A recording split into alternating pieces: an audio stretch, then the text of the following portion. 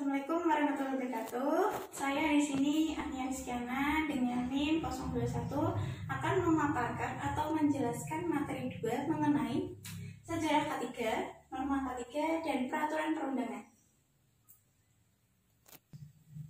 Sejarah K3 ada sejak zaman Mesir Purba atau Fir'aun hingga kerajaan Babilonia. Terdapat pula tanda-tanda penemuan adanya pada zaman dahulu penggunaan alat perlindungan diri saat bekerja.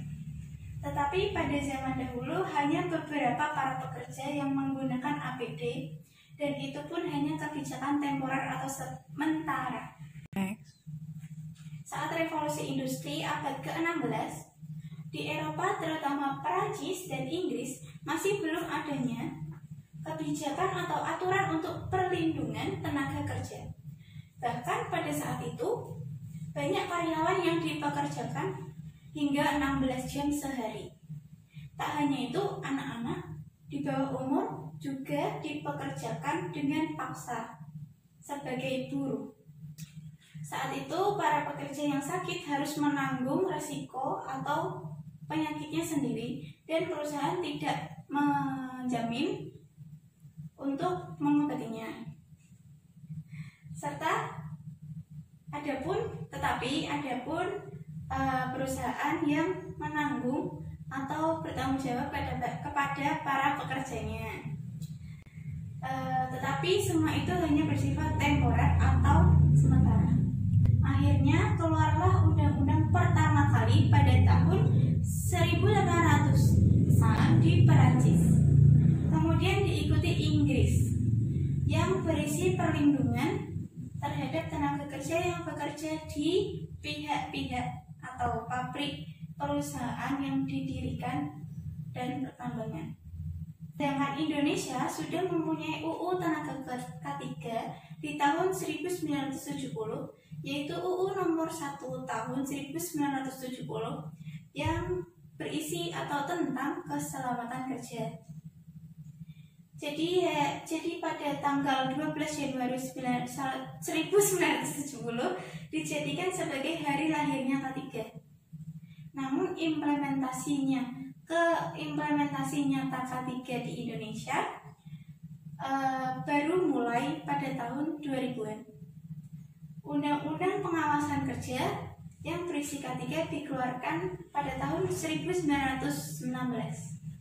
Pada tahun 1927 lahir Undang-Undang Masalah, serta di tahun 1930 pemerintah Hindia Belanda membuat resmi Undang-Undang Ketel Uang.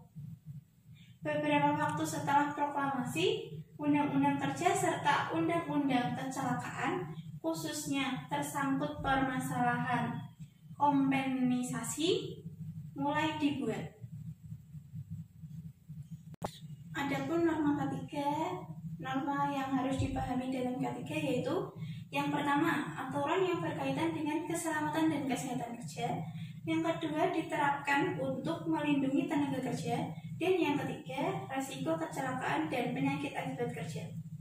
Terdapat 3 aspek utama norma K3, yaitu norma keselamatan kerja, yang dimana dijelaskan berupa sarana atau alat yang digunakan untuk mencegah terjadinya kecelakaan kerja yang tidak diduga dan untuk meminimalisir kecelakaan akibat kerja, sehingga mencegah terjadinya cacat atau kematian terhadap lingkungan hidup pekerja, dan mencegah terjadinya kerusakan tempat dan peralatan kerja, dan juga mencegah pencemaran lingkungan hidup masyarakat sekitar tempat kerja. Selanjutnya yang kedua yaitu norma kesehatan kerja. Norma ini diharapkan menjadi sarana yang mampu menciptakan dan memelihara derajat kesehatan kerja setinggi mungkin. Yang ketiga yaitu norma kerja nyata. Artinya, norma yang berkaitan dengan manajemen perusahaan, masalah pengaturan jam kerja, shift kerja, tenaga kerja wanita atau pria, dan semua inilah yang erat hubungannya dengan peristiwa kecil. Itulah yang dapat saya paparkan. Sekian dan terima kasih.